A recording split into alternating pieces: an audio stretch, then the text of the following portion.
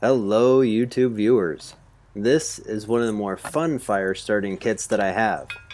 There's a few parts to it. The first part being a tinder box full of char cloth, a flint stone, and of course a steel striker. I also carry along with me a pill bottle full of dryer lint. Using it is fairly straightforward. You grab a piece of char cloth and place it on the flint so that you can catch the falling sparks.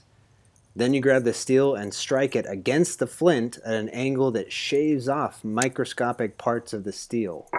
Let's look at that again in slow-mo.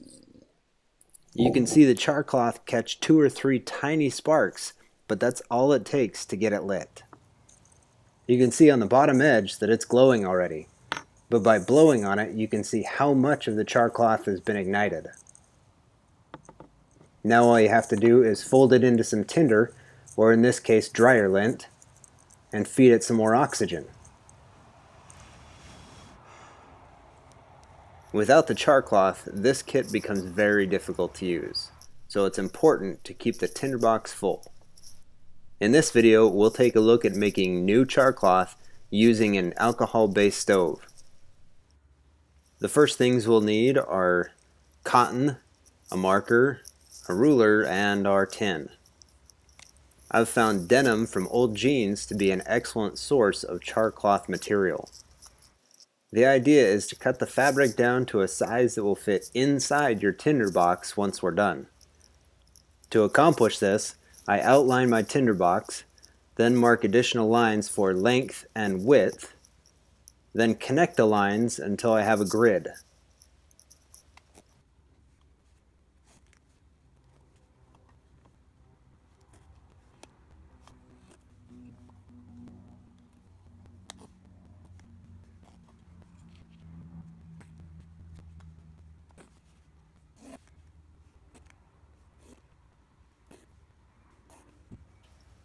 It's okay that the tinder box is slightly smaller than the lines we drew. The fabric will shrink slightly during the process, so it will fit perfectly once we're finished. The next step is to cut the fabric along the lines that we drew and find a larger tin that we can sacrifice to the fire. So let's get started.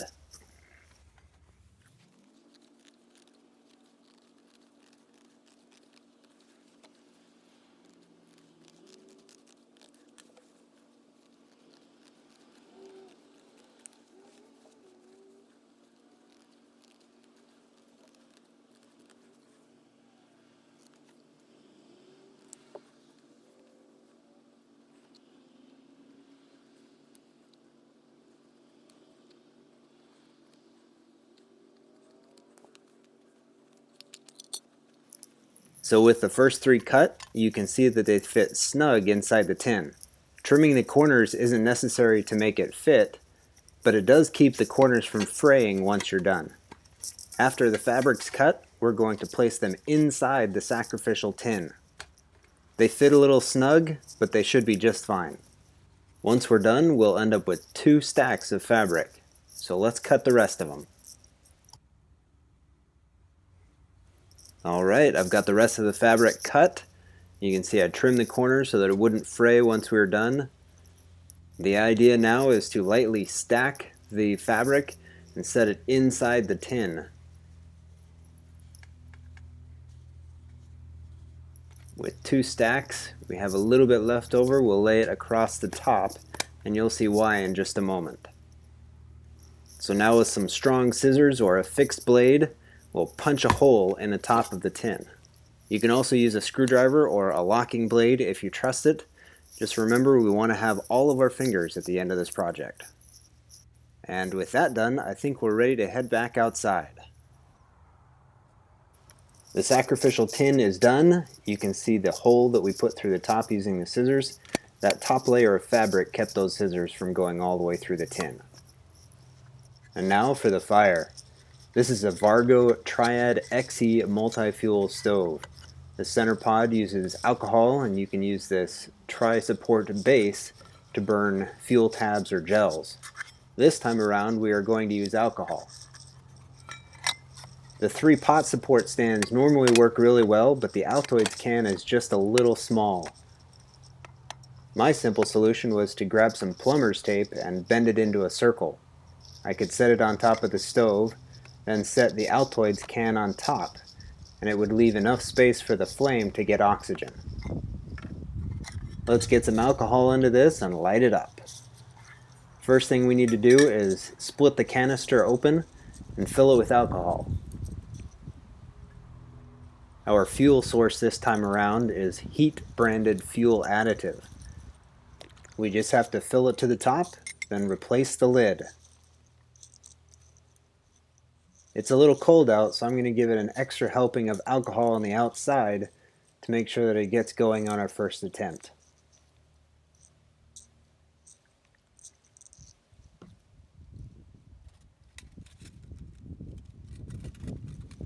It's also a little breezy, so I'm going to break out the Vargo windscreen as well.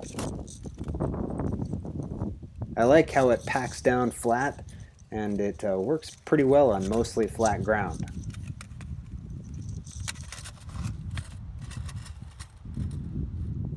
Now for the plumber's tape spacer, and we can light it up.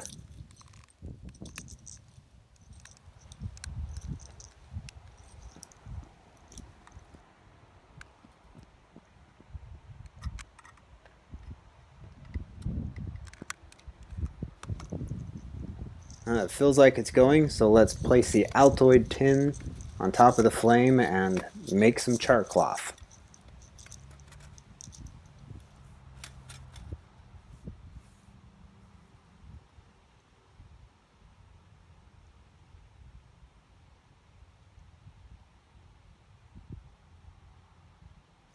This is going to burn for about 10 to 15 minutes, so why don't we speed things up a bit.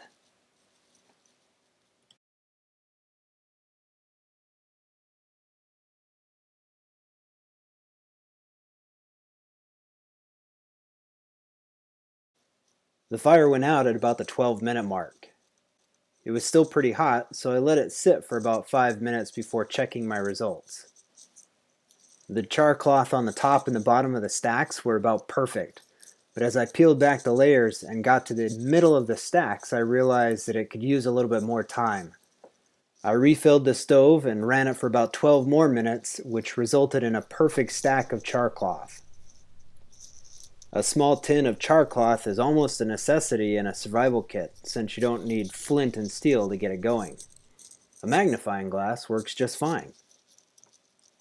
You can use this method to get it going even in the middle of winter with the sun almost setting.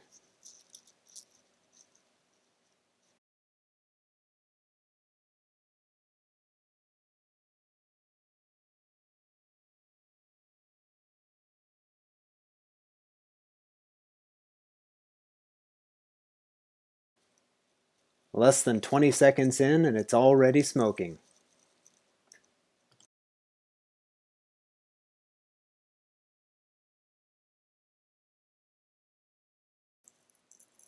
There's the ember.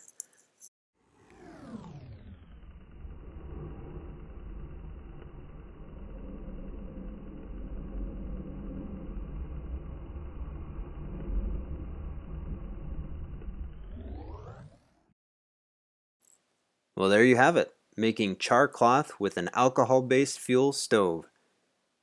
If you found this video helpful, please like, subscribe, and share with like-minded individuals. You can also find pertinent links in the video description. And as always, I hope this helps, and good luck.